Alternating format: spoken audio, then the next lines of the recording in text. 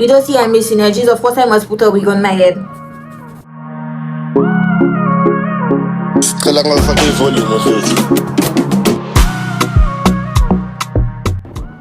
Natural hair, wig or extensions. What do you like to put? I like my wigs.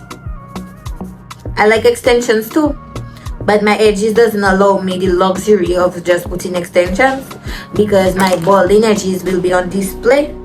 And as much as I don't care what people think, I still don't want to go a place and everybody there, what do you got the girl? What do you got the girl? What do you got the girl? And it's something I missing. I born with edges, you know. I had born with it.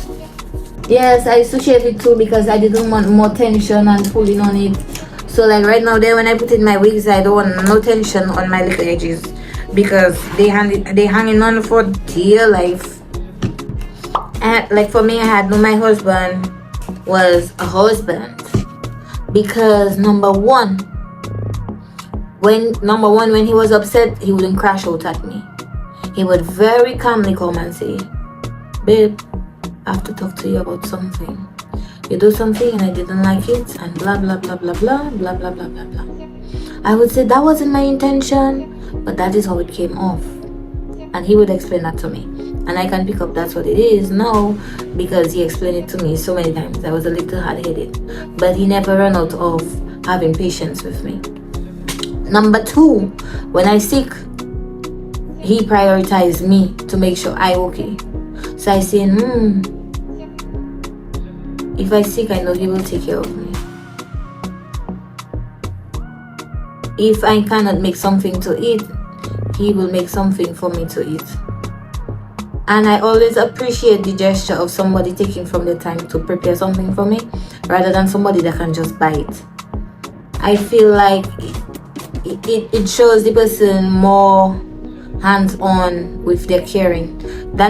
Because it makes me feel like, okay, if I sick, there's one person, their reality would be to hire a nurse to take care of me, and another person, their reality would be to be hands-on and take care of me. And I could see that in my husband. I never grew up seeing that. I never grew up with that being the dynamic of anybody close to me. So that's how I know, and that's how I knew. But right now there is for you to know and for you to know and for you to understand. No, it's not to say it have certain men that. And another thing too, I want to know, like, if I'm incapable of doing something, taking care of the home, taking care of children, my husband would show up for me, and he showed me those qualities to know, like, okay, he going to show up for me, and so said, so done. He continuously shows up for me that way. So if you know, like, you want somebody to show up for you a certain way, it has certain things people can't compromise, and it has certain things they cannot compromise. And consideration is one of them that you will know if the person going to be compromising out of love rather than from a place of I have to do it with my wife. After a while they're going to be fed up. I don't have a personal style. I like everything. I doesn't limit myself to anything but one man. That's the only thing I limited myself to. One man and 2 children. That's it. No more limitations for me. So if a day I want to dress like a firefighter and I'm going to save a kitten in a tree, that is what I'm going to do. And I wouldn't say I have a girly girl aesthetic. I wouldn't say I have a gothic aesthetic. I like all of it. From the time I like the outfit, I like it, I wear in it, I put in the hairstyle. I'm not minimizing myself to one thing. One life you get into live with, one life, and I have to limit my creativity. That's one thing I'm not doing. And I don't care if something trending, enough for me to follow it. Before I used to be like, I don't want to follow a trend, everybody doing that, I don't want to be part of that, blah blah blah blah blah. I don't care about those things anymore. I don't care. What they going to do? They going and see me with the clothes and take it out on me? No. Nobody's not going to take out my clothes on me. My clothes, my money I spend for it, my husband's money I spend for it. Nobody's not going and tell me what to buy, what not to buy, what to put on me, what not to put on me. I can be 50 years. I want to put a crop top on me and a pum pum short tabaki rider, that is what I'm going to put on me. Nobody's not going to tell me what to go, what to wear. Just because they see me on social media, then it have people in real life dressing like that, or it doesn't tell them nothing. Or you cannot and or you will not tell them nothing. So when you see me in my 60s and that is how I want to dress, or I want to put a little tutu on me and walk on the road. That is how I want to dress. Once I not disrespecting my husband, I do good to go now. People doesn't think of you as much as you just think of yourself, you know.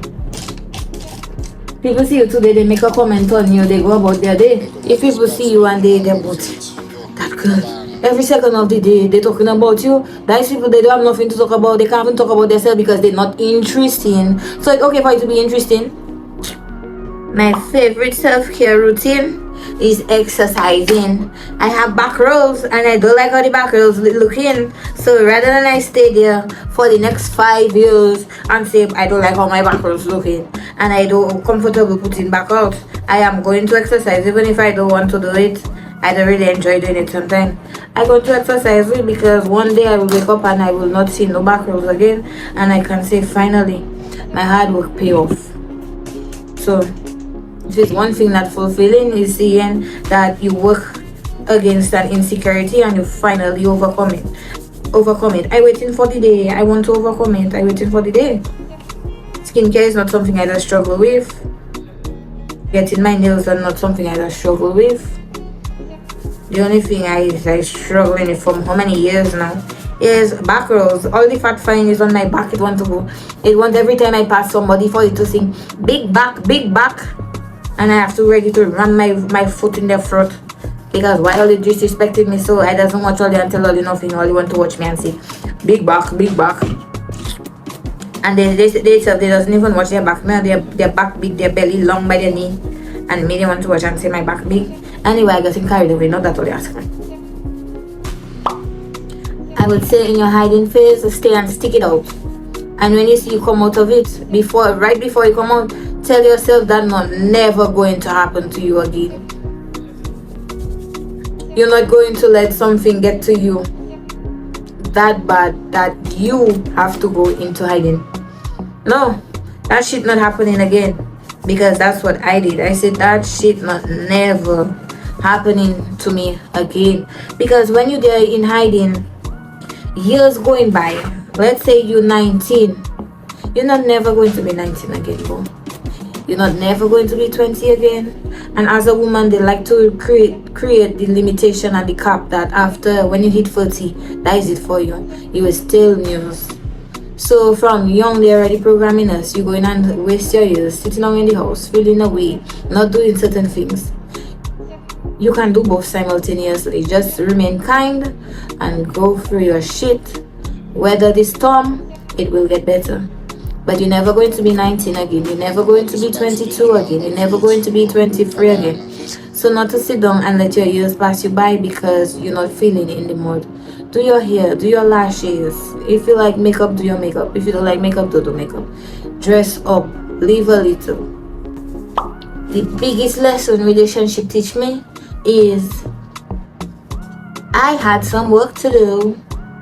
And the only time I understand that I had work to do was when I was willing to do the work. Like nobody could ever tell me before that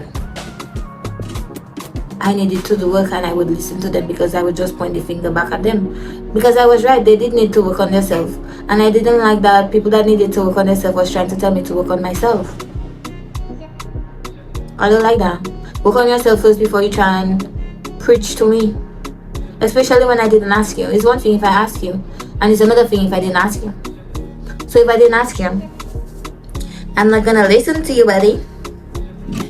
So now I listen because I'm at a point because I wanted to listen. And I was at a point where I saw somebody was actually doing the work. So I was like, based on your fruit, I know you put in the work. So okay, now that I know what the results look like, I can take the advice because I know the outcome of my results, what they are going to look like.